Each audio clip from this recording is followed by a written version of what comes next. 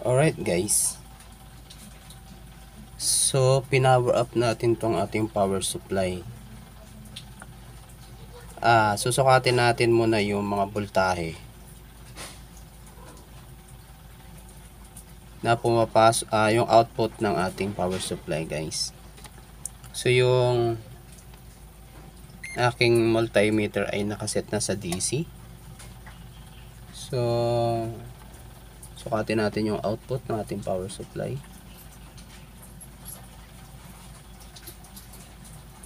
Yun, 11.98 or 12 volts. So meron tayong 12 volts output supply. Sukatin natin guys yung voltahe nitong capacitor na to. Ito ay 400 volts, 33 microfarad. So ito yung positive nya. Tapos lagyan natin dito. Yan guys, 307 volts.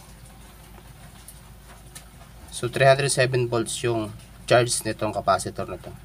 So yun nga guys, sa part na to, huwag kayong humawak ng mga components kapag mayroong supply na AC. Kasi kahit DC na to guys, delikado pa rin yung ground nya. Kasi naka-connected pa rin siya sa ating AC line. Ngayon guys, itong PWM controller natin, PWM control IC, ito. Ang pin number 2 niyan guys ay ang kanyang PCC, which is yun yung kanyang supply. Susukatin natin yung supply ng ating PWM kung mayroon siyang supply. So number 2 yung niya, pin, yung PCC. Tapos itong ating negative pro ay dito sa ground. So yun, meron siyang 13 volts na supply. Yung pin number 1 nito guys ay papunta rito sa resistor na to. Tapos yung resistor na yung kabilang dulo ng resistor ay papunta sa MOSFET, sa PWM nya. PWM sa gate ng MOSFET. So titingnan natin dito sa ating diagram. Itong ating pin number 1 ng ating PWM control IC is gate. Yan, gate. Connected siya rito sa 22 ohms na resistor, which is ito yun mga kadiskarte. Ito yun, 22 ohms. Tapos ang dulo nitong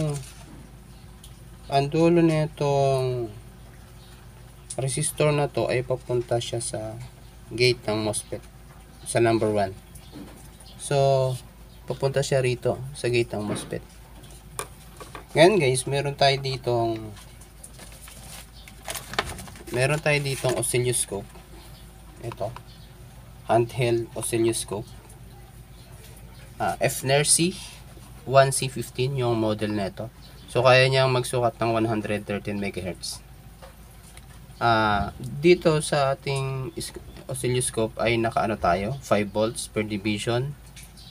Naka DC coupling tayo na extend. Tapos sa ating probe extended. Try natin sukatin yung signal. Ito guys, itong PWM control IC, itong number 1, itong output na ito ay siya magkukontrol ng gate dito sa MOSFET. Siya yung magbibigay ng signal, siya mag-on off. So may digital signal to guys, itong PWM signal ito. So tingnan natin to sa oscilloscope kung ano itsura nito sa oscilloscope. So yung ating probe ay i-connect natin dito sa dulo ng resistor na 22 ohms. Okay?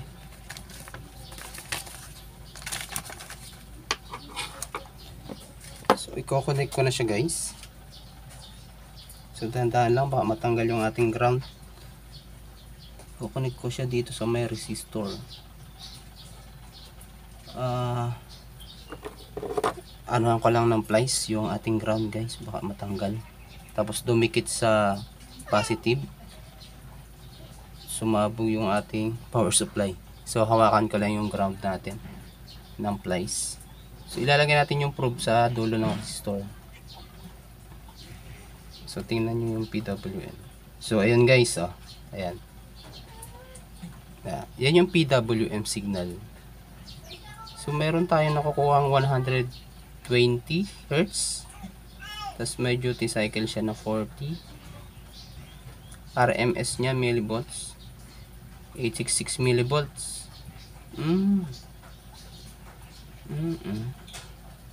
Wala pa siyang 1 volt guys.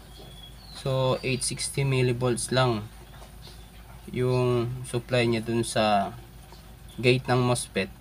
Tapos frequency is nasa, naglalaro siya sa 200.